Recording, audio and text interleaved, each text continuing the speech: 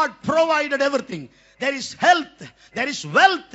When you are under the cloud, மேகத்துக்குள்ள வந்தா உனக்கு எல்லாவித நன்மைகளை ஆண்டவர் தருவார். எல்லாமே தருவார். There was presence, there was protection. 12 காரியங்கள் இருக்கு நான் சொல்றதுக்கு. நான் சொல்ல நேரம் எடுக்க விரும்பல. மூன்றாவது presence, இரண்டாவது protection, மூன்றாவது provision. கர்த்தர் கூட இருந்தார், அவர்களை பாதுகாத்தார், கொடுத்தார். எல்லாம் இருந்தது. நம்முடைய முற்பிதாக்கள் எல்லாரும் மேகத்தின் கீழ் இருந்தார்கள். இப்பதான் ஒரு ஷாக்கிங் நியூஸ் சொல்ல போறேன். ஆனா இது போதாது. எது போதாது? ஆண்டவர் நம்மோடு இருக்கிறார், அது போதாது. நம்மை பாதுகாக்கிறார், அது போதாது. நமக்கு எல்லாம் கொடுக்கிறார், போதாது. இதற்கு மேல் ஒன்றை சபை அடைய வேண்டும்.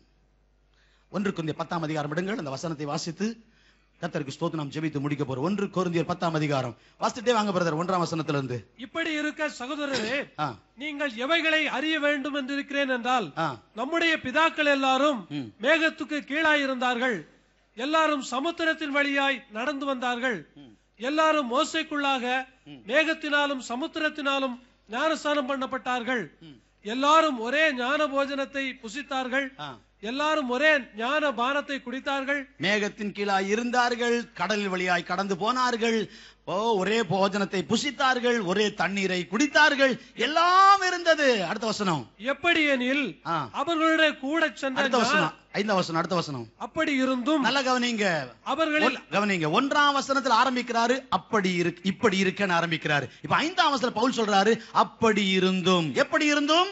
வீடு இருந்தும், நிலம் இருந்தும், பணம் இருந்தும், 40 வருஷம் இவர்கள் நடையாய் நடந்து எல்லா ஆசீர்வாதங்களை பெற்றும், மேகத்தின் கீழ் இருந்தும், கர்த்தர் அவர்களை பாதுகாத்தும், அவங்க டிரெஸ் பழமையாய் போகாமல் இருந்தும், கால்கள் வீங்காமல் இருந்தும், வியாதி இல்லாமல் இருந்தும், சுகமாய் இருந்தும், பணம், பொருள், செல்வம், வசதி எல்லாம் இருந்தும், வேதம் சொல்லுகிறது, அவர்களில் அதிகமான பேர்களிடத்தில் தேவன் பிரியமாய் இருக்கவில்லை. God was not pleased with them. That is a shocking news. மேகத்தின்கீழ இருக்கிறேன், வீடு இருக்குது, கார் 2 இருக்கு, செல்போன் 3 இருக்கு, பங்களா இருக்கு, பணம் இருக்கு, பிக்ஸட் டெபாசிட்ல பணம் கிடக்குது, பொருளாதார ஆசீர்வாதம், பணம், பொருள் எல்லாம் பெருகி கொண்டிருக்கிறது. I am blessed. ஒரு ஆள் வர்ற காரை வச்சு, ஒரு ஆள் போட்டிருக்க நகையை வச்சு, ஒரு ஆள் பண்ற டிரெஸ் வச்சு, ஒரு ஆள் பேருக்கு பின்னால் போட்டுக்க படிப்பை வச்சு அவர் எவ்வளவு பெரியவர் நினைக்கிறோம். கர்த்தர் ரொம்ப ஆசீர்வச்சிருக்கிறார், உண்மைதான். ஆனா கர்த்தர் இதைவிட உயர்ந்த ஒரு பாடத்தை உங்களுக்கு எனக்கு கற்றுக் கொடுக்கிறார். அவர்களில் அதிகமான பேர்களிடத்தில் தேவன் பிரியமாயிருக்கவில்லை. எல்லாம் மேகத்துக்குள்ள இருந்தாங்க, பாதுகாப்பு எல்லாம் இருந்தது. But God was not pleased. இப்ப மத்தேயு சுவிசேஷம் 17ஆம் அதிகாரம் 5ஆம் வசனம் வாசிங்க. Matthew 17:5. மத்தேயு 17:5. அவர் பேசுகையில் இதோ ஒளியுள்ள ஒரு மேகம் அவர்கள் மேல் நிழலிட்டது. இவர் என்னுடைய நேசகுமாரன், இவரில் பிரியமாய் இருக்கிறேன், இவருக்கு செவி கொடுங்கள் என்று அந்த மேகத்திலிருந்து ஒரு சத்தம் உண்டாயிற்று. போதும். 1 கொரிந்தியர் 10:5 இஸ்ரவேல் ஜனங்கள் எல்லாரும் மேகத்தின் கீழ் இருந்தார்கள், ஆனால் ஆண்டவர் அவர்களுக்கு பிரியமாய் இருக்கவில்லை. இங்கே மத்தேயு 17:5 இயேசு மேகத்தின் கீழ் இருக்கிறார். Jesus was under the cloud. Not only Jesus, இயேசு மட்டுமல்ல, இயேசுவோட ஒரு குரூப் இருக்கு, பேதுருவும் யோவானும் யாக்கோபு இருக்கிறாங்க.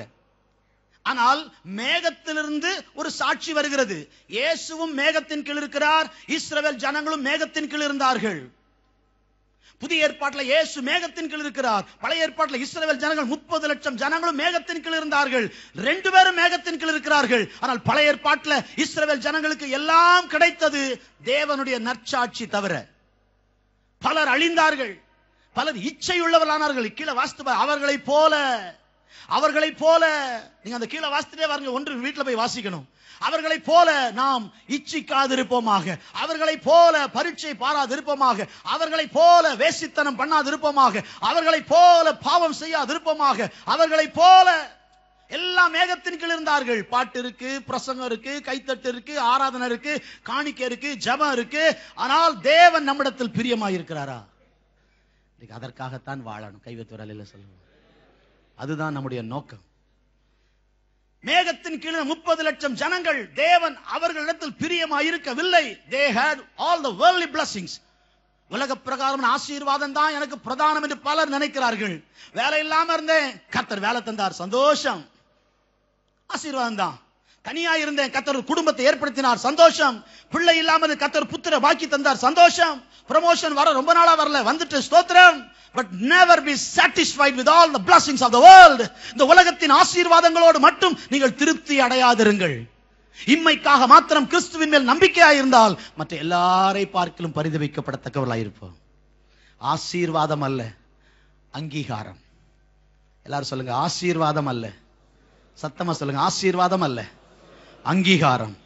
Not blessing but approval. ஆண்டவர் அங்கீகாரம். இங்க இயேசு மேகத்துக்குள்ள இருக்கிறார். மேகத்துக்குள்ள அவரோட கூட 3 பேர் இருக்காங்க. எல்லாருக்கும் அந்த சாட்சி வரல, இயேசுவுக்கு மட்டும் தான் வருது. இயேசுவுக்கு மட்டும் இவர் என்னுடைய நேசகுமாரன், இவர்கள் என்னுடைய நேசகுமாரர்கள் அப்படி வந்துச்சா? பேதுருவுக்கும் யோவானுக்கும் யாக்கோபுக்கும் no, they were all with Jesus but they did not receive that reputation, that testimony. இயேசுவோடு கூட தான் இருக்காங்க பேதுரு, யோவான், யாக்கோபு. ஆனா மேகத்துக்குள்ள எல்லாரும் ஒன்றாய் இருக்கிறார்கள். ஆனால் சாட்சி இயேசுவுக்கு மட்டும் தான் வந்தது. அதனால தான் பவுல் சொல்றாரு, நீங்கள் எவைகளை அறிய வேண்டும் என்று இருக்கிறேன் என்றால், முற்பிதாக்கள் எல்லாம் மேகத்துக்குள்ள இருந்தாங்க, குடிச்சாங்க, சாப்பிட்டாங்க, ட்ரெஸ் பழசாகல, கால் வீங்கல்ல, எல்லாம் இருந்துச்சு. அதெல்லாம் நல்லது தான். அதுக்கு ஆண்டவர் அவர்களுக்கு அதிகமான பேரிடத்தில் பிரியமா இருக்கவில்லை. மேகத்திற்குள் இருந்தும் எல்லா நன்மைகளை பெற்றும் தேவனால் வெறுக்கப்பட்ட ஒரு வாழ்க்கை வாழ்ந்து கொண்டிருந்தார்கள். விசுவாசிகளே, தேவ பிள்ளைகளே, எதற்கு இந்த ஆராதனை? ஏன் வெள்ளிக்கிழமை கூடுகிறோம்? ஏன் ஞாயிற்றுக்கிழமை கூடுகிறோம்? ஏன் திங்கட்கிழமை கூடுகிறோம்? ஏதோ ஒன்றை கேட்டுவிட்டு போகவா? கர்த்தருடைய வருகைக்கு நாம் ஆயத்தப்பட வேண்டும். நாம் ஆயத்தப்பட வேண்டும், இந்த தேசத்தை ஆயத்தப்படுத்த வேண்டும். இயேசுவும் மேகத்தின் கீழே, இஸ்ரவேல் ஜனங்கள் மேகத்தின் கீழே. இஸ்ரவேல் ஜனங்கள் எல்லா ஆசீர்வாதங்களை பெற்றார்கள். இயேசு அங்கீகாரம் பெற்றார். நீங்கள் யாரை போல மாற விரும்புகிறீர்கள்? இயேசுவை போல. I must be like Jesus. இயேசு போல மாறணும், அதுதான் என்னுடைய வாஞ்சை.